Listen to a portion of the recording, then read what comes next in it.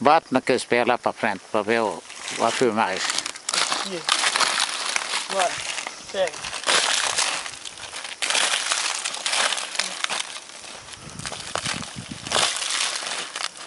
Isso é puro gelo, gente, na folha da abóbora. Um grande congelamento. Dá pra perceber, né?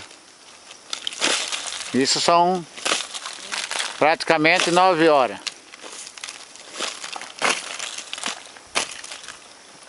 A máquina já está acabando a bateria de novo, não sei porquê.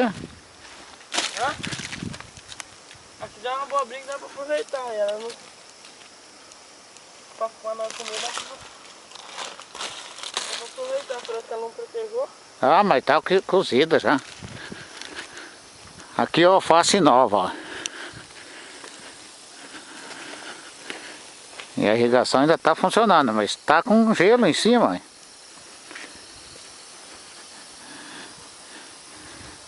Vocês estão vendo, gente.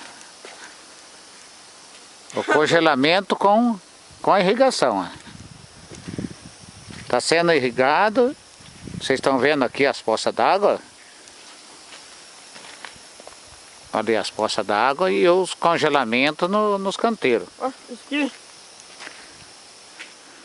Olha lá, gente. Puro gelo, ó. Aqui. Uma grande... Aí. Aí. Aí, ó. Aí, ó.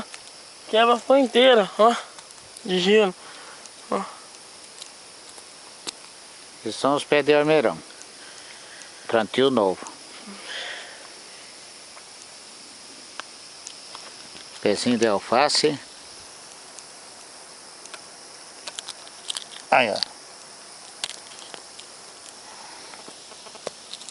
Ele virou uma pedra de gelo. Machado que pouca gente conhece uma geada ou já viu geada desse porte.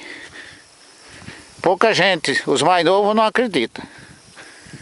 Eu que já passei por neve até no Paraná, aqui na nossa região,